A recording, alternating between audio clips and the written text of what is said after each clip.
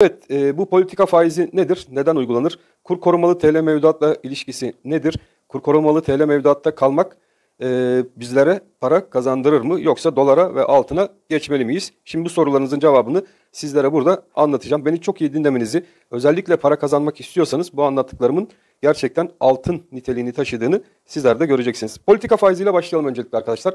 Politika faizi neden uygulanır ve bu politika faizinden kimler yararlanabilir? Evet, politika faizi genellikle siyasilerin uyguladığı bir politika faizidir arkadaşlar ve bu politika faizine göre Merkez Bankası faizleri indirip çıkartabilir. Piyasalardaki para dengesini koruyabilmek için, enflasyona karşı Türk lirasının değerini kullanabilmek için kullanılan bir enstrümanlardan biri de politika faizidir. Bu politika faizinden vatandaş olarak bizler yararlanabilir miyiz?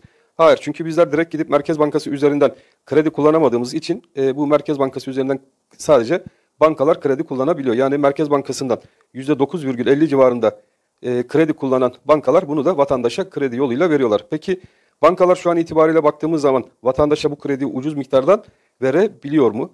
Şimdi bankaların da uygulamış olduğu kendine göre bir faiz politikaları var arkadaşlar. 9.50'den buradan Merkez Bankası'ndan bu parayı alıp vatandaşa da şu an itibariyle 27'den, 23'ten, 24'ten, 20'den dağıtan bankalar var. Yani bu aldıkları paranın 2 misli üstünden bu paralar dağıtılıyor. Bu paraların dağıtılması, kredi yoluyla vatandaşa dağıtılması neden yüksek faizler üzerinden yapılıyor? Arkadaşlar burada da enflasyon dengeye giriyor. Çünkü enflasyonla mücadele edebilmek için Türk lirasına verilen faiz miktarında yüksek olması lazım. Türkiye ekonomisi üzerinden baktığımız zaman %85'ler civarındaki bir enflasyon oranının maalesef ki TL faiz oranlarının düşük olmasından kaynaklı olarak da vatandaşlar daha çok, burada sizler daha çok altın ve dolar kazancının daha yüksek olmasından kaynaklı olaraktan altın ve dolar tarafına yönleniyorsunuz. Bu durumda TL'nin cazibesi de düşük olmuş oluyor. Peki politika faizi yüksek olsaydı, bankaların uygulamış olduğu faizler yüksek olsaydı ne olurdu? Bu sefer de döviz tevdiat hesaplarında çözülme, altın hesaplarında çözülme ve TL'ye olan yoğun talep fazlalaşırdı arkadaşlar. Çünkü oradan getirisi fazla olacağından dolayı böyle enflasyonist baskılı günlerde o zaman parayı TL tarafında değerlendirme olayı daha fazla olacaktı. Naci Ağbal döneminde biliyorsunuz politika faizi yükseltilmişti. Politika faizinin yükseltilmesiyle birlikte de Türk lirası değer kazanmaya başlamıştı. Şimdi bizim uyguladığımız ekonomik politika içerisinde hem politika faizi düşük hem banka faizlerinin düşük olmasından kaynaklı olarak da ülkede bir dolarizasyon süreci maalesef ki var. Çünkü herkes yatırımını enflasyon karşısında korumak için parasını daha çok dolar ve altın tarafına yatırmak istiyor. Merkez Bankası da bütün bunların karşılığında bir kur korumalı mevduat hesabı çıkardı. Bu kur korumalı mevduat hesabından dolar tarafına veya altın tarafına geçmeli miyim şeklinde sorularınız var. Şimdi size bunu basit bir şekilde anlatacağım arkadaşlar. Beni burada çok iyi dinleyin. Özellikle dolar ve altın tarafına geçmeli miyim şeklindeki sorularınızda da güzel bir yanıt olacak. Şu an kur korumalı TL mevduat hesabında uygulanan faiz oranı zannedersem %17 ile %14 arasında bir faiz oranı uygulanıyor. Siz bugün itibariyle Merkez Bankası'nın belirlediği bir kur üzerinden yani 18 liradan atıyorum kur korumalı TL mevduat hesabına geçtiğiniz zaman arkadaşlar elinizde bulunan dövizi 18 liradan bozduruyorsunuz. Yani TL tarafına yatırıyorsunuz ve kur korumalı mevduat hesabına geçiş yapıyorsunuz. Burada 18 liradan dolarınızı bozdurdunuz. Bu 18 liranız cepte, yani bu para cepte. Şimdi burada dolar kurunun yükselmesi, yukarı yönlü hareket etmesi sizin için ekstradan bir avantaj. Kur korumalı mevduatta duruyorsanız sizin için ekstradan bir avantaj. Çünkü buradaki aradaki farkı da hazine ödüyor. Siz 18 liradan dolar alıp sizin vadenizin dolduğu gün içerisinde de dolar 19 liralara doğru hareket ettiği zaman siz bu aradaki farkı da arkadaşlar kur korumalı TL mevduat hesabında cebinize koymuş oluyorsunuz. Peki bu sizler için kazançlı bir yöntem mi? Bakıldığı zaman TL mevduat kur korumalı mevduat hesabına baktığınız zaman o da zaten bir TL bazlı dolar hesabı gibi bir durum. Orada da paranızı dolarda kalması anlamı taşıyacağından dolayı arkadaşlar herhangi bir sıkıntı yok. Burada hatta doların düşmesi durumunda sizler dolarınızı zaten 18 liradan bozup TL'ye geçtiğiniz için hem bankanın uyguladığı faiz oranından yararlanıyorsunuz hem de aşağı yönlü hareketlerde mesela diyelim çok yukarılardan dolarınızı bozdunuz, 18 liralardan dolarınızı bozdunuz. Dolar düştü 16 liralara veya bu başkalarının dediği gibi 10 liralara düştü.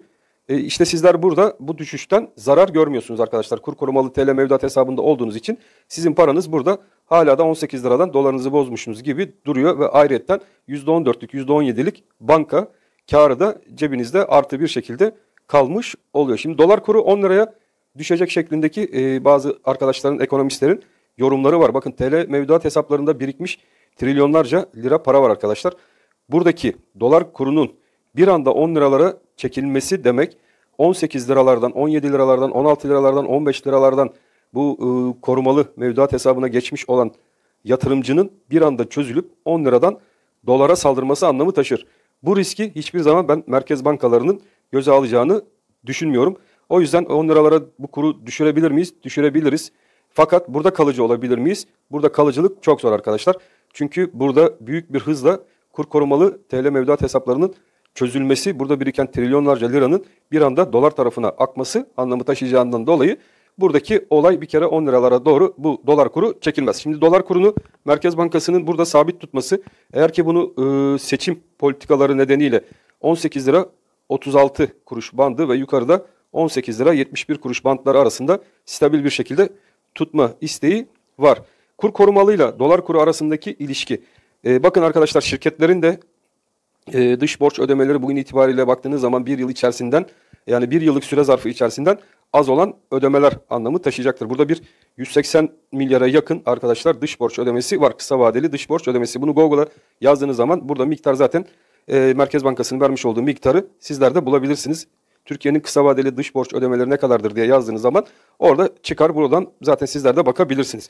Şimdi bu dolar kurunda şirketlere biliyorsunuz zorunluluk getirdik, kredi kullanabilmeleri için kur korumalı mevduat hesabına dövizlerini bozup aktarmaları şartı getirildi. Şimdi bu şirketlerin kur korumalı TL mevduat hesabına dövizlerini bozdurup geçmeleri bu şirketlerin ilerleyen dönemler içerisindeki tekrardan bu kısa vadeli borç ödemeleri için kur korumalı TL mevduat hesabından çıkıp dövize, yani piyasadan döviz çekmeleri sürecini başlatacaktır. Yani şirketlerin burada döviz bozup tekrardan kur korumalı TL mevduat hesabına geçmesi hiçbir şeyi ifade etmiyor. Çünkü şirketler ihtiyaçları olduğu durumlarda tekrardan TL'den çıkıp piyasadan döviz çekme yoluna tekrardan girişeceklerdir.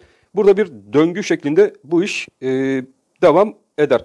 O yüzden kur korumalı TL mevduat hesabı ayrıca farklarının hazine tarafından ödenmesi, yani cebinde dolar yatırımı olmayan kişilerin de buradaki farkı ödemesi anlamı taşıyacağından dolayı bana göre pek de etik olmayan bir yol.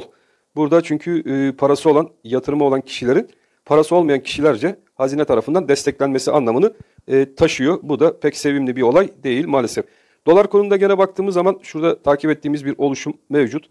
Buradaki oluşumun bizler açısından 18.71 üzerinde yukarı yönlü hareketini tamamlamasıyla birlikte 19 lira 50 kuruş seviyesine doğru dolar kurunda bu atakların kademeli bir şekilde yukarı yönlü gitme olasılığı da oldukça yüksek. Çünkü burada cari açık dengesine baktığımız zaman her ay 4 milyar dolara yakın bir cari açık veriyoruz. Turizm gelirlerinden gelen bu yılki gelirler, güzel gelirler geldi. O da gene dolar kurunda bizler için bir stabil sürecin yaşanması durumunu burada taşıyor ve gerçekleştiriyor.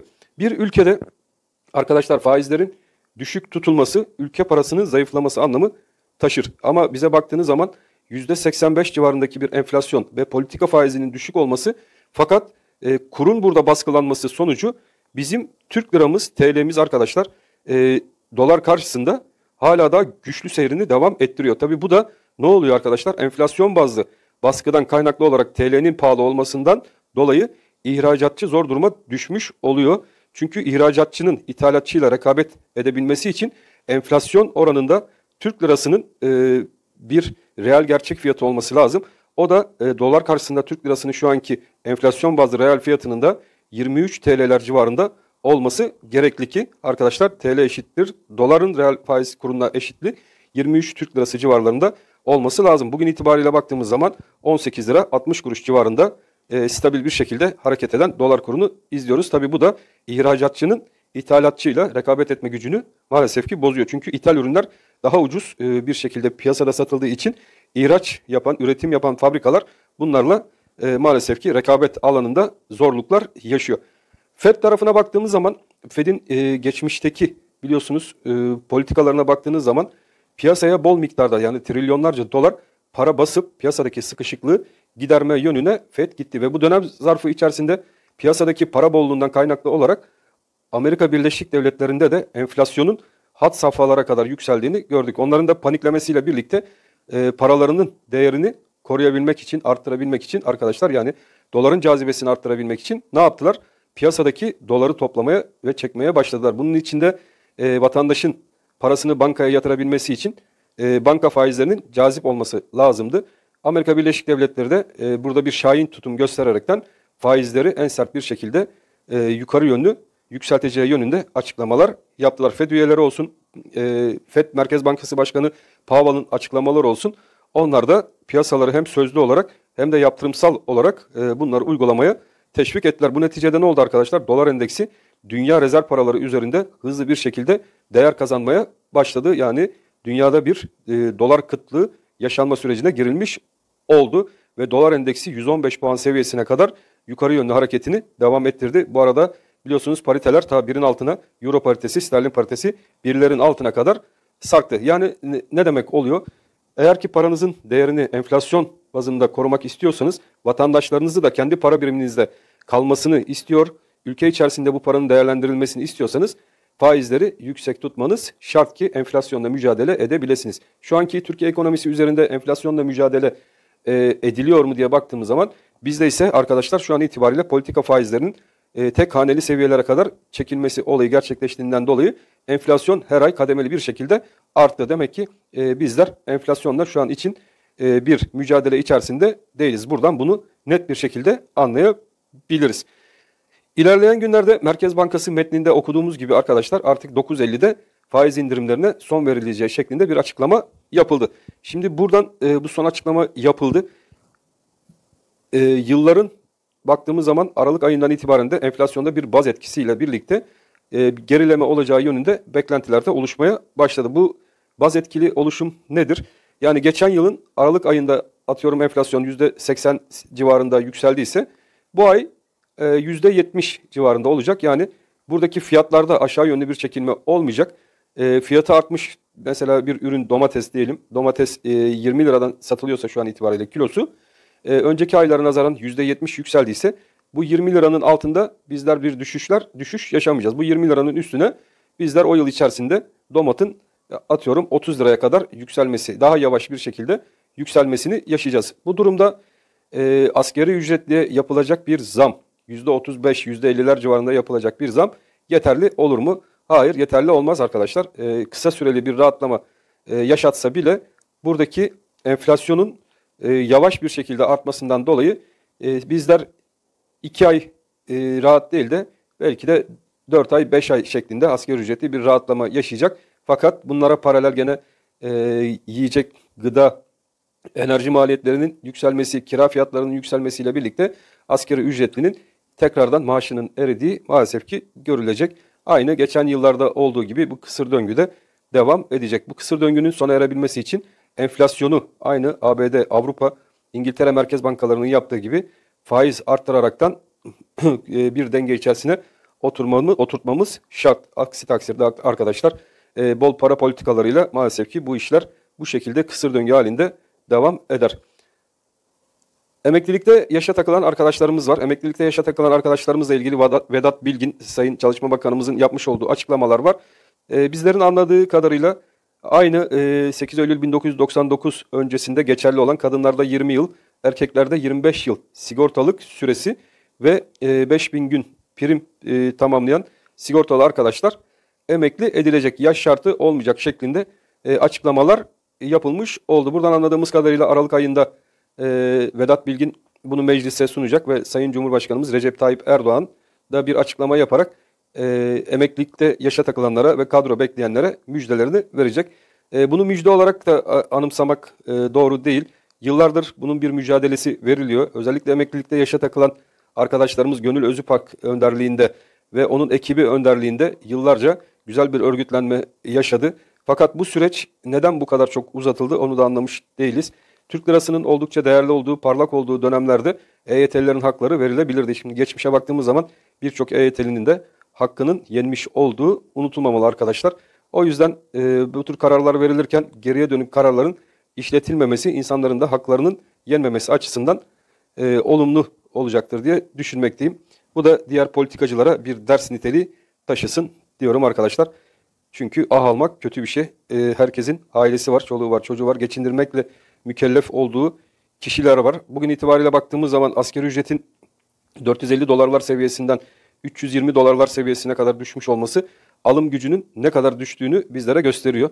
Yani 450 dolar üzerinden, bu dolar kuru üzerinden asgari ücreti zaten hesapladığınız zaman, bunu 18.60 ile çarptığınız zaman bugünkü uygulanan asgari ücret miktarının da belirtildiği gibi vatandaşı enflasyona ezdirmedik şeklindeki açıklamalarında boş olduğunu göreceksiniz. Bugün sizlerin alması gereken asgari ücret eskiden verildiği gibi 450 dolar civarında bir asgari ücret olması lazım. Bunu da 18 ile çarpın. Bugün sizlerin aynı o yıllardaki olduğu gibi bir yaşam sürebilmeniz için elinizde olması gereken para o olması lazım. Fakat 5.500 TL şu an asgari ücret var. Bana sorarsanız asgari ücretin 11.000, 12.000 TL civarında olması gerekli ki ilerleyen baz etkisiyle enflasyondaki düşüşle birlikte asgari ücretli rahat bir nefes alabilsin. Kiraların 4.000-5.000 lira olduğu bir dönem içerisindeyiz zaten arkadaşlar. Bu asgari ücrette yapılacak 7.000 lira, 8.000 liralık bir zam hiçbir işe yaramayacaktır. Zaten 4.000 lira, 5.000 lira civarlarında olan ev kiraları ev sahipleri tarafından da gene 6.000, 7.000 civarlarına çekilecektir. Bu içinden çıkılmaz bir durum haline gelecektir. Bu insanların çocuklarının okul masrafları var, okul harçlıkları var, servis paraları var, çocukların harçlıkları var, gıda masrafları var. Var da var, yani elektrik giderleri, enerji giderleri, bunları saydığımız zaman gerçekten 10 bin liraların bile asgari ücret bazında az bir miktar olduğunu görüyoruz. İşverenler tarafından açısından baktığımız zaman işverenlere bir yük olacağı şeklinde açıklamalar yapılıyor. Şimdi mantıken bu tarafa bakacak olursak, şimdi küçük işverenler için bu dediğiniz süreç olabilir. Çünkü onların kazanç bazındaki getirileri daha az. Fakat büyük iş yerleri için arkadaşlar trilyon liralar aylık kazançlar elde edenler, net gelirler elde eden firmalar bazında baktığınız zaman inanın ki 15 bin lira dahi ödense işçilere, 15 bin lira tutarında bir askeri ücret bile ödense gene de karlılık oranlarında az bir miktar düşüş olacaktır. Çünkü bugüne kadar yapılan zamları işveren tarafının günlük olarak yansıttığı, fiyatlara yansıttığı unutulmamalı. Asgari ücret bazında baktığınız zaman ise asgari ücretin yıllık bazda arttırıldığı düşünüldüğü zaman arkadaşlar bu aradaki farkı zaten işveren ürünlerine yansıtıyor ve artı ekstra gelen zamları da gene maliyet üzerinden fiyatlara yansıttığı için işverenin bunu ödeyememezlik gibi bir durumun olması söz konusu olamaz. Sadece karlılık düzeyinden birazcık daha feragat etmesi anlamı taşıyacağından dolayı burada da herhangi bir zorluk işveren tarafından yaşanmayacaktır. Çok rahat bir şekilde de bu tür paralar ödenebilir arkadaşlar. O yüzden asgari ücretli ve EYT'lilere iyi bir şekilde haklarının verilmesi lazım. Evet, dolara baktığımız zaman yukarı yönlü hala da enflasyon bazlı yükselişlerin devam etmesi yönündeki beklentilerim devam etmekle birlikte dolar kurunda hala da yatay seyrin devam ettiği, seçim ekonomileri içerisindeki dolar Türk lirasının 18.71 üzerinde bir kırılım olmadıkça yukarı yönlü hareket, 18.36 altında kapanış olmadıkça da aşağı yönlü hareket beklentisi içerisinde şu an itibariyle girmememizde fayda var diye de düşünmekteyim. Suriye, Suudi Arabistan ve Katar'dan gelen 5 milyarı Suudi Arabistan olduğu söylenen, 10 milyarı da Katar kaynaklı olduğu söylenen bir para girişinin olması da dolar kurunda kısa vadeli bir rahatlama, ekonomilerde kısa yönlü bir rahatlamalar yaşatabileceği, fakat bizim olmayan paranın bize hiçbir hayrının da olmayacağı unutulmamalı arkadaşlar. Ben her zaman ülkeye giren sıcak paranın yatırım amaçlı olmadıktan sonra çok tehlikeli, pimi çekilmiş bir bomba gibi durduğunu da söylemek isterim. Özellikle Ecevit döneminde yaşanan krizde hatırlayacağınız gibi ülkeden çıkan bir 25-30 milyar dolarlık sıcak parayla birlikte dolar ve faizlerdeki yukarı yönlü atakların unutulmaması gerektiği ve yıkıcılığının da çok fazla olduğu bu türden girişimlerin ve yatırımların unutulmamalı diye düşünüyorum.